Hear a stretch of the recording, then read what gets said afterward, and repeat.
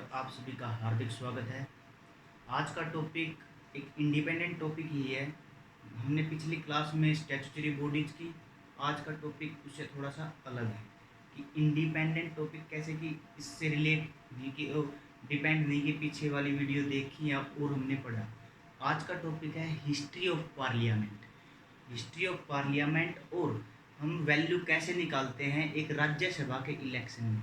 लोकसभा का first past the post election का method होता है, लेकिन राज्यसभा में क्या होता है कि एक अलग मेथड होता है कि कौन विनर है कौन है, इसको एक वैल्यू निकालनी पड़ती है कि कितनी वहाँ की सीटें हैं, क्या कैसे कुछ है। आज वो इलेक्शन प्रोसीजर और हम देखते हैं हिस्ट्री ऑफ पार्लियामेंट। तो सबसे पहले हम हिस्ट्री स्टार्ट करते हैं पार्लियामेंट के बारे में।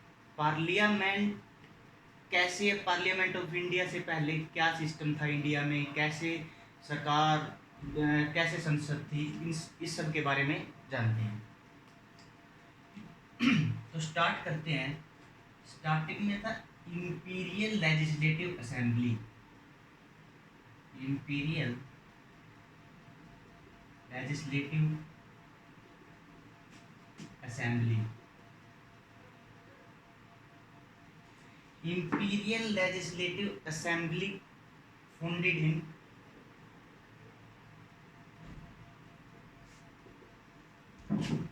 1861, preceded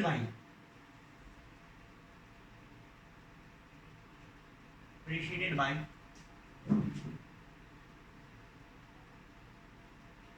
Council of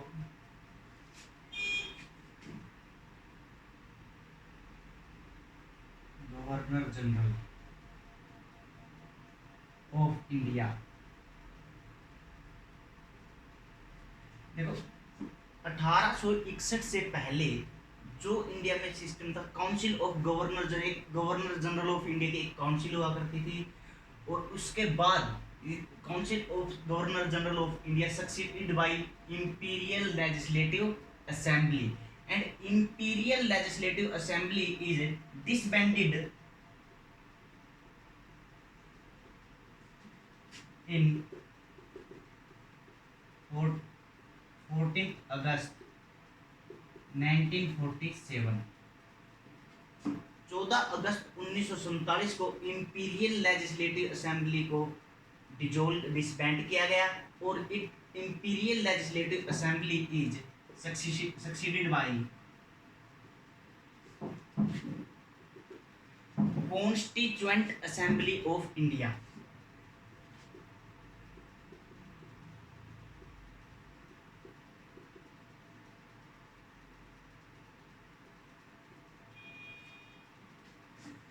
पहले इंपीरियल लेजिस्लेटिव असेंबली से पहले council of governor general of India, उसके बाद 1861 में इंपीरियल लेजिस्लेटिव असेंबली की एस्टेब्लिशमेंट, और फिर इसको डिसबैंड किया गया 14 अगस्त 1947 को, और इसकी जगह क्या आया? It was imperial legislative assembly is succeeded by constituent assembly of India, और constituent assembly of India is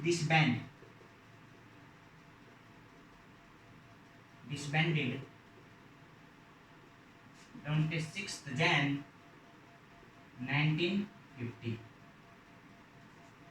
1950 26 जनवरी 1950 को कॉन्स्टिट्यूएंट असेंबली को डिसबैंड किया गया और इंट्रोड्यूस किया गया पार्लियामेंट ऑफ इंडिया।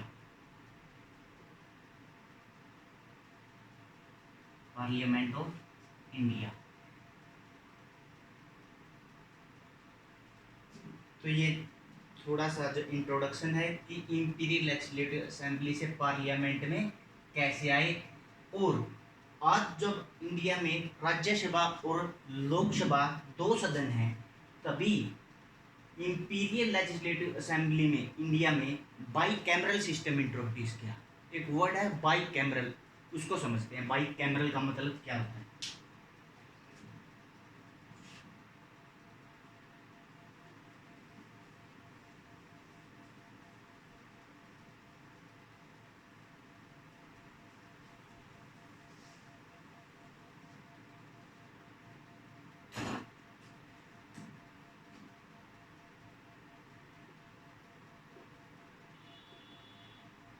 बाइकैमरल।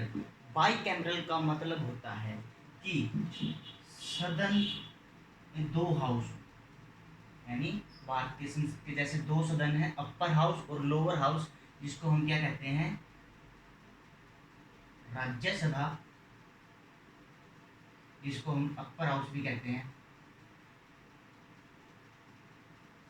और एक है लोकसभा, जिसको हम लोअर हाउस भी कहते हैं। जिस भी सरकार में, गवर्नमेंट में दो सदन होंगे, राज्यसभा और लोकसभा, अपर हाउस और लोअर हाउस, उस सिस्टम को क्या कहेंगे, बाइकैमरल सिस्टम। तो बाइकैमरल सिस्टम हमारे इंट्रोड्यूस किया गया इंडिया में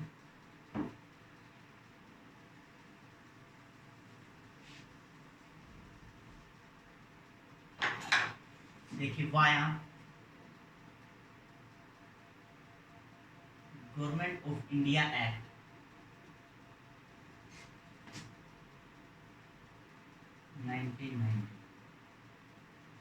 1919 का गवर्नमेंट ऑफ इंडिया एक्ट आया, उसमें इंट्रोड्यूस किया गया क्या, बाइकैमरल सिस्टम इन इंडिया।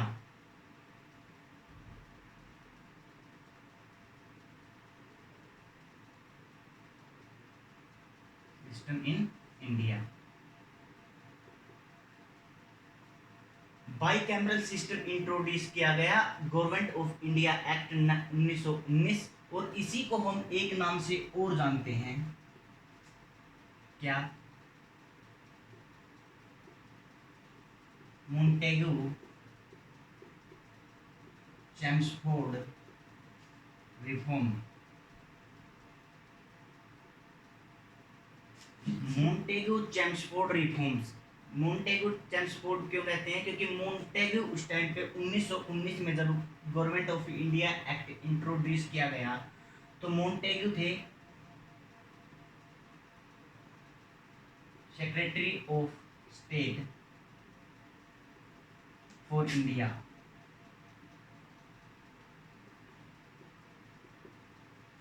और चेम्सफोर्ड कौन थे, एडविन चेम्सफोर्ड थे viceroy of India.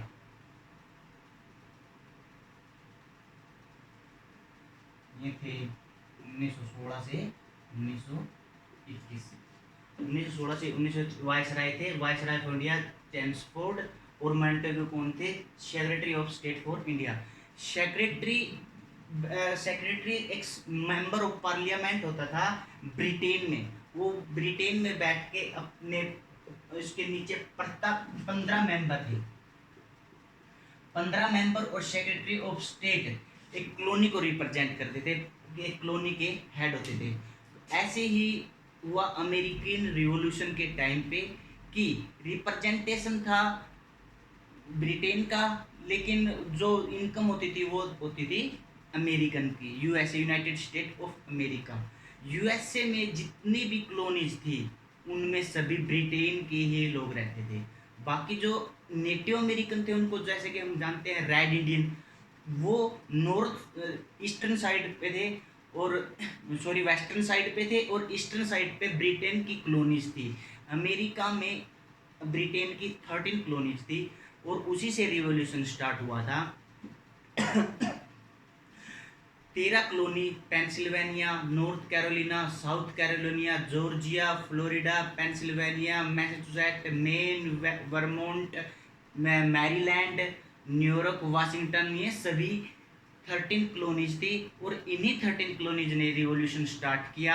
Revolution start हुआ 1775 से 1783, और 1775 के बाद ही सेकंड कांग्रेस हुई, तो यूएसए ने अपनी डिक्लेरेशन ऑफ इंडिपेंडेंस 4 जुलाई 1776 को अपनी इंडिपेंडेंस डिक्लेयर की। तो हर 4 जुलाई को एक फेडरल हॉलीडे सेलिब्रेट किया जाता है in the commemoration of declaration of United state of America independence, 4 जुलाई 1776 को। ये रिवॉल्यूशन का कारण हुआ, और इसी के रिवॉल्यूशन के बाद हुआ फ्रेंच रिवॉल्यूशन और रशियन रिवॉल्यूशन।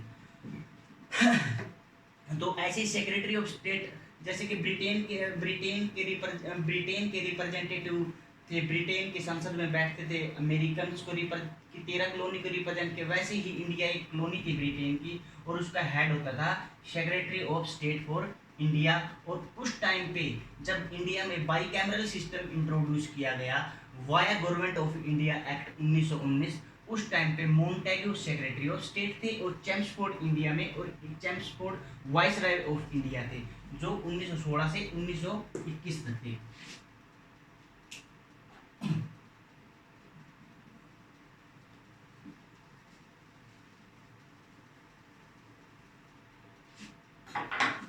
तो हमने जाना कि bicameral system in India introduce किया गया 1919 में।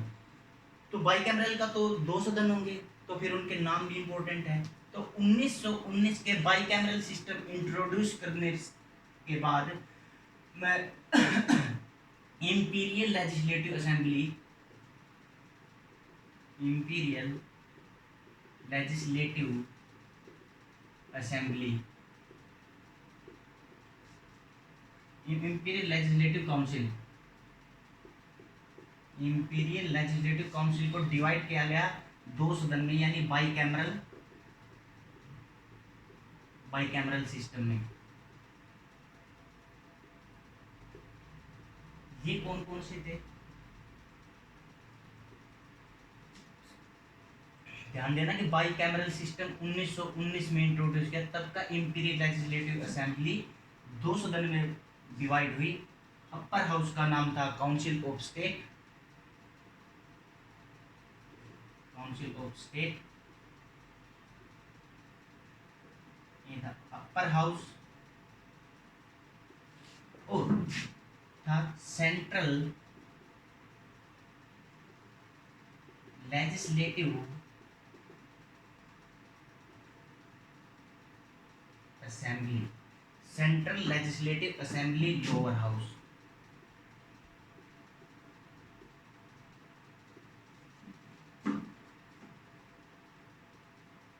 इसका टेन्योर था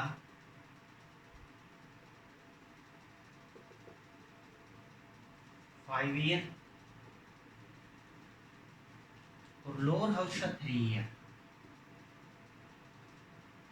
1919 में इंपीरियल लेजिस्लेटिव बाइकैमरल सिस्टम में 2 द्विसदनीय थे, 2 सदन थे, council of state, central legislative assembly, जो आज के दिन बना लोकसभा और ये राज्यसभा।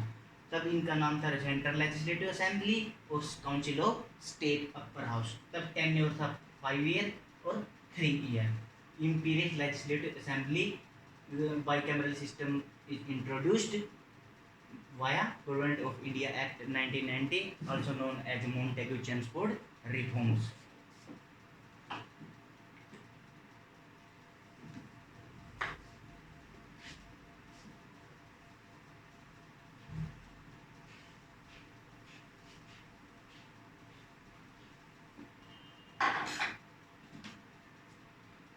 आज के जो सिस्टम है राज्यसभा का election procedure,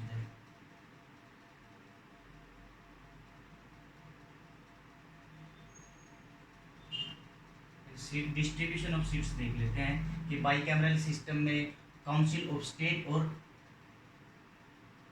council of state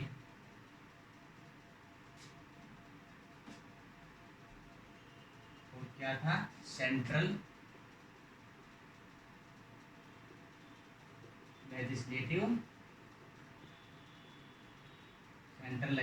assembly. इसमें सीटें थी 260 और इसमें थी 375, टोटल हो गई 635।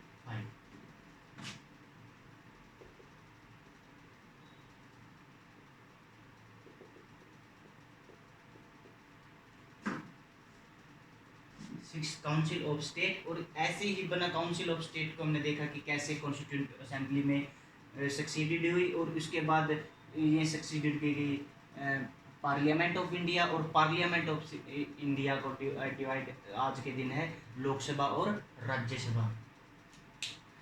राज्यसभा के बारे में जानने से पहले उसको ये देखें कि उसकी वैल्यू कैसे निकालते हैं। एक वोट की वैल्यू के आधार पे ही इलेक्शन प्रोसीजर होता है। उस इलेक्शन प्रोसीजर का नाम होता है proportional representation single transferable voting.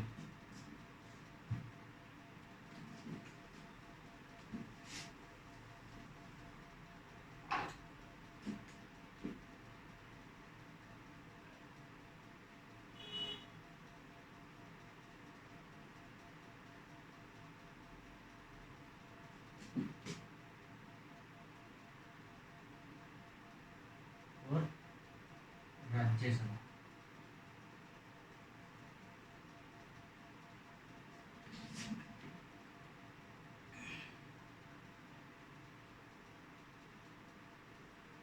Proportional representation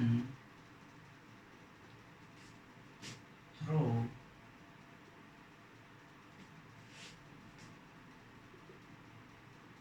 single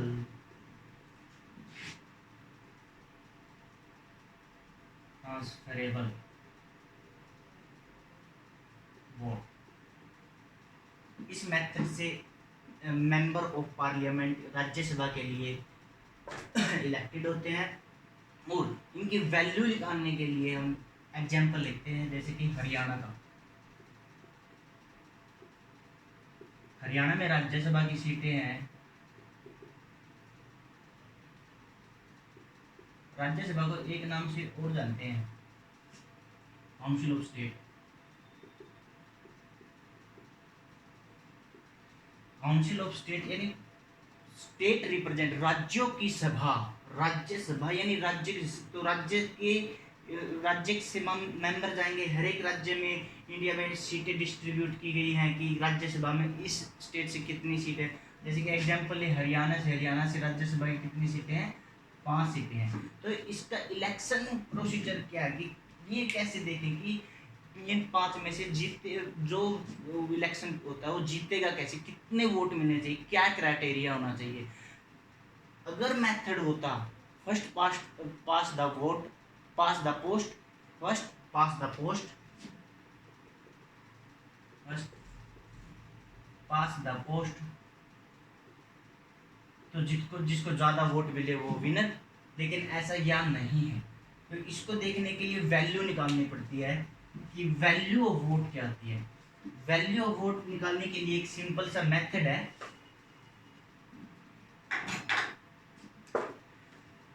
जैसे कि हरियाणा में सीटें हैं 5 और 5 पे इलेक्शन होना है। 5 सीटों पर इलेक्शन होना, तो उसके लिए हम पहला क्राइटेरिया क्या है कि वैल्यू ऑफ वोट निकालेंगे। एक वोट की वैल्यू, हाँ एक इन 5 को वोट कौन करेगा, इनको वोट करेंगे state legislatures, MLA member of legislative assembly. जैसे हरियाणा में कितने 90। एक और नॉमिनेटेड नहीं, इलेक्टेड जितने भी स्टेट लेजिस्लेचर हैं वो वोट करेंगे और उनकी एक वोट की वैल्यू, एक एमएलए एक वोट। तो एक वोट की वैल्यू निकालने के लिए क्या करते हैं, वैल्यू ऑफ वोट निकालने के लिए हम जितनी भी लेजिस्लेचर स्टेट लेजिस्लेचर्स हैं, सीटें हैं, उसको मल्टीप्लाई कर देते हैं 100 से। जैसे कि हरियाणा में है 90 सीटें, तो 90 की मल्टीप्लिकेशन करेंगे 100 से, तो एक वोट की वैल्यू कितनी हुई 100 और 90 वोट की वैल्यू कितनी हुई 9000। और एक वोट की वैल्यू देखने के लिए अब उसको क्या कहते हैं कि कौन विनर है, कितने वोट चाहिए उसको बोलते हैं हम क्योटा।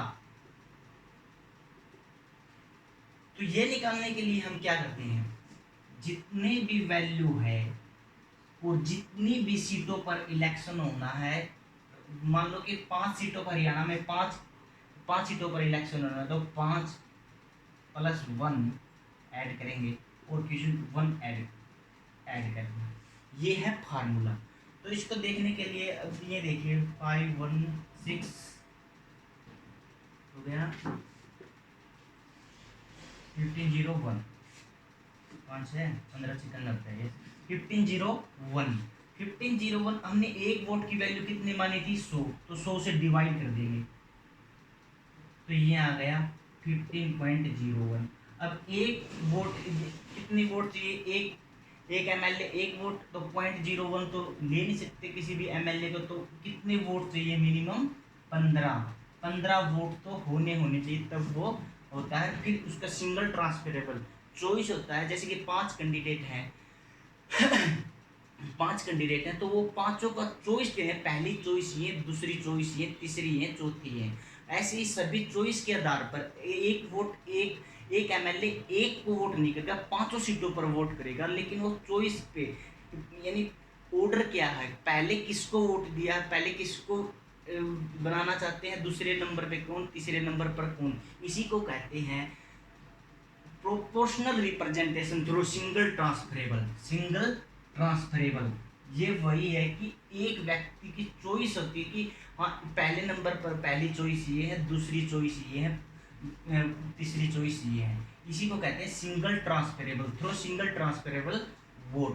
तो वैल्यू किसी को मिनिमम क्राइटेरिया कितना चाहिए कि 15 वोट होने चाहिए अगर हरियाणा में 5 सीटों पर पांचों के पांचों पर इलेक्शन हो रहा है तो अगर यहाँ पे 3 पे इलेक्शन हो रहा है तो 3 ऐड करेंगे 5 की जगह 3 लिखेंगे तो उसके हिसाब से जो वैल्यू आएगी उतने क्राइटेरिया होना चाहिए। ये होता टोटल इसको निकल ये था इलेक्शन प्रोसीजर। प्रोपोर्शनल रिप्रेजेंटेशन से ये होता है।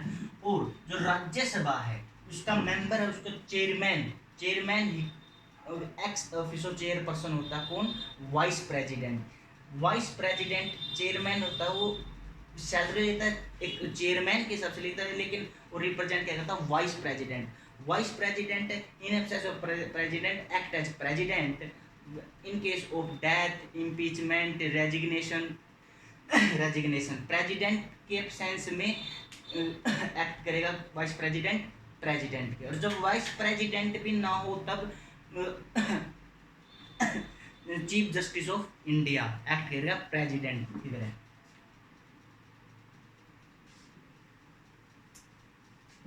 तो राज्यसभा का क्या होगा चेयरमैन राज्यसभा का इलेक्शन होने के बाद अभी कितनी सीटों पे इलेक्शन होता है 245 और 12 इसमें से इलेक्ट होते हैं 238 इलेक्टेड होते हैं और 12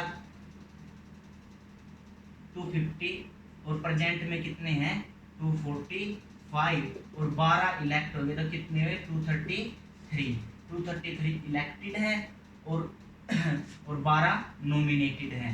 ये 12 नॉमिनेटेड किस फील्ड से आते हैं आर्ट साइंस से रिलेटेड और सोशल सर्विसेज से रिलेटेड और अब तो स्पोर्ट्स से भी सचिन तेंदुलकर पहले जो स्पोर्ट्स से आए राज्यसभा में तो राज्यसभा में ये क्राइटेरिया 12 नॉमिनेटेड हुए और इनको नॉमिनेटेड कौन करता है प्रेसिडेंट नॉमिनेटेड करता है और ये मेंबर होते हैं राज्यसभा के in the field of art literature science social service in सभी फील्ड से 12 नॉमिनेटेड होते हैं और 238 पर इलेक्शन होता है किस प्रोसीजर से प्रोपोर्शनल रिप्रेजेंटेशन से चॉइस होती है और वैल्यू निकालते हैं कि एक वोट की वैल्यू क्या है वो हमने देखा कि वैल्यू वोट और कोटा कैसे निकालते हैं ये था। और जो चेयरमैन होता है वो वाइस प्रेसिडेंट होता है चेयरमैन कौन होता है वाइस प्रेसिडेंट ऑफ इंडिया जो आर्टिकल 63 में मेंशन है there shall be vice president of India. Article 63 mention that there shall be a vice president of India और वही चेयरमैन होता है राज्यसभा का और एक होता है डेप्यूटी चेयरमैन।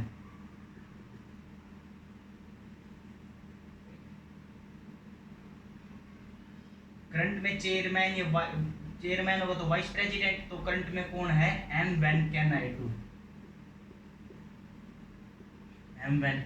नायडू ये हैदराबाद से हैं नेल्लोर डिस्ट्रिक्ट से और डेप्यूटी चेयरमैन कौन है हरिवंश हरिवंश सिंह पांडे, हरिवंश सिंह अभी डेप्यूटी चेयरमैन है। और डेप्यूटी चेयरमैन और चेयरमैन कौन है? वेंकैया नायडू, जो वाइस प्रेसिडेंट अंडर आर्टिकल 63। और ये था हमारा इलेक्शन प्रोसीजर और हिस्ट्री, कैसे इम्पीरियल लेजिस्लेटिव असेंबली से हम पार्लियामेंट में आए और कैसे 1919 की गवर्नमेंट ऑफ इंडिया एक्ट से या मॉन्टेग्यू चेम्सफोर्ड जो इंडिया में इंट्रोड्यूस करता है बाईकैमरलिज्म, और बाईकैमरलिज्म के साथ प्रोविंस लेवल पर क्या इंट्रोड्यूस कर, ड्यूल गवर्नेंस इंट्रोड्यूस करता है। और ड्यूल गवर्नेंस ही क्या कहलाती है? Dyarchy system. तो 1919 के गवर्नमेंट ऑफ इंडिया एक्ट से प्रोविंस लेवल पर, प्रांतों में, जैसे कि आज के स्टेट है, आज के स्टेट लेवल पर जो इलेक्शन होते हैं वहाँ पर ड्यूल गवर्नेंस अपनाएगी, ड्यूल गवर्नेंस, और जिसको क्या कहते हैं? Dyarchy system.